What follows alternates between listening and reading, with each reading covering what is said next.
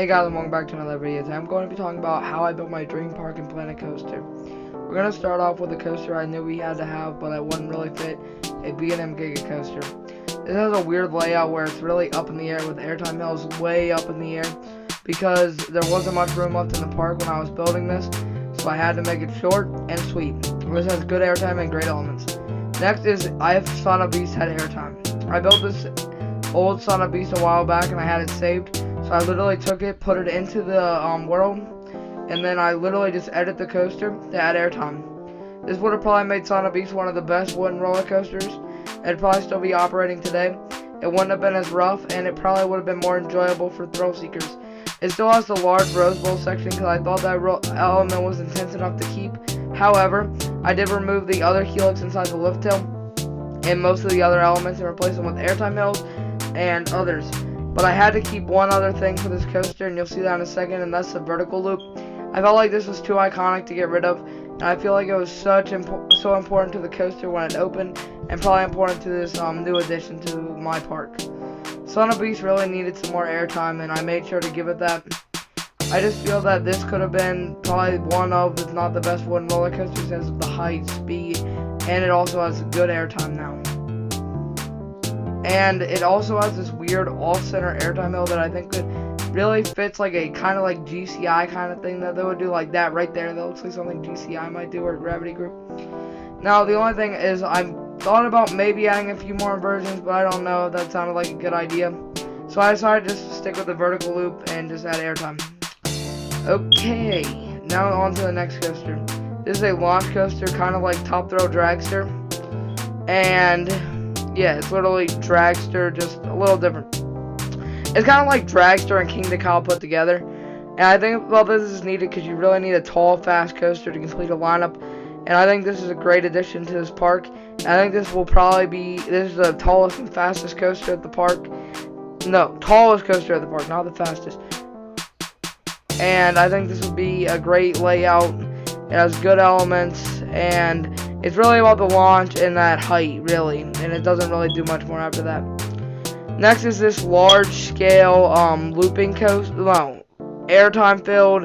It might have a few inversions, I'm not sure. It looks like it's built by Intamin. It looks like those old Intamin Giga coasters slash hyper coasters, such as like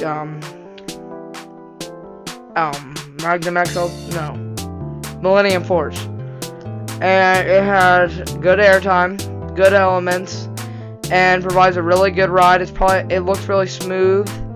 It has obviously airtime, big airtime hills that I think provide a really good ride experience. I feel like this would have good floater airtime, kind of like a B&M Hyper. And it does have some outer bank turns and other turn-like things for just like Millennium Force, because that's what Intamin likes to do. They don't like airtime as much, but still, thing will still have insane airtime, and probably will be one of the best rides at the park, and probably the best Giga slash Hyper coaster at the park. I think that this has a good twister slash airtime layout that you will get on other coasters, but it's a little different than those. And I think that this would be a really good addition to any park, and probably one of the best at this park. The only thing is the mid-course brake run seems a little later than I would want it to be, but I had to put it there, and then there's final brakes. Next, I just took this from Planet Coaster, but we had to have it. It's Steel Vengeance. Like, this was literally on there. I guess Cedar Fair has a deal with them. They have this one and Copperhead Strike, but I went with Steel Vengeance. Like, you have to have Steel Vengeance. You cannot, and the other thing I had to choose from with Steel Vengeance was, would I rather have Steel Vengeance or RMC Son of Beast? I picked Steel Vengeance because this is considered the world's best roller coaster, and I just went with Son of Beast and added more airtime. This is the marquee attraction in this park. Has good airtime, good inversions, and it's just Steel Vengeance. We all know what Steel Vengeance is. This is built to be the world's best coaster, even though Iron Glide is a little taller, a little faster.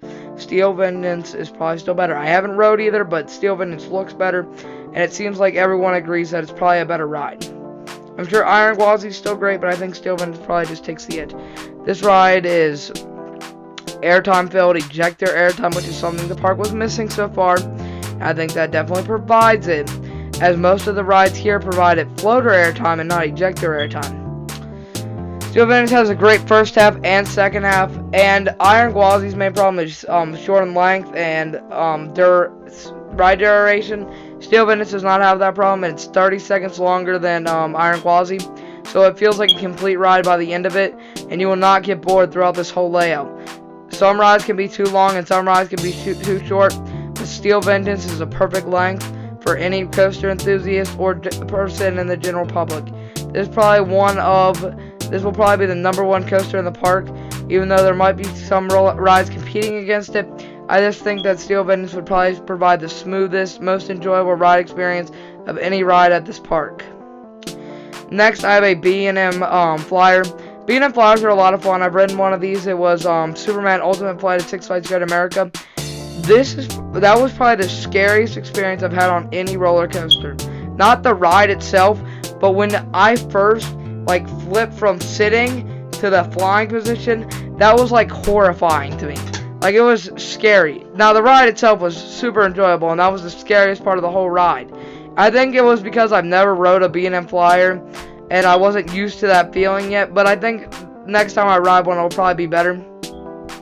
B&M Flyers have good inversions, good intensity, and it's kind of an experience that you can't really get on many other coasters that are as enjoyable as this. The only ones that might be close, and they're not even really that close, are the Flying Dutchman, such as Firehawk that closed at Kings Island a few years ago, and then Nighthawk at Carowinds. Those rides seem a lot rougher and less fun than these.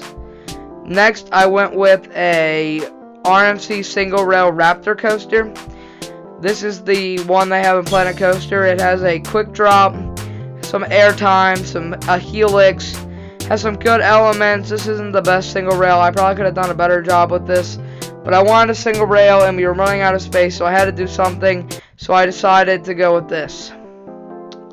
And yeah, this is a simple layout, simple, but it does have good airtime, good elements, and probably provides a pretty decent ride.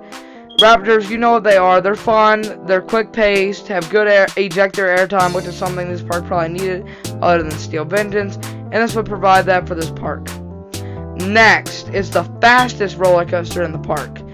This thing is insane. It goes up goes up a massive top hat, which is about the height of that other coaster that I said was the tallest. You drop straight down, hit speeds of over 120 miles an hour, hit an airtime hill, another airtime hill, another airtime hill, a vertical loop, another airtime hill,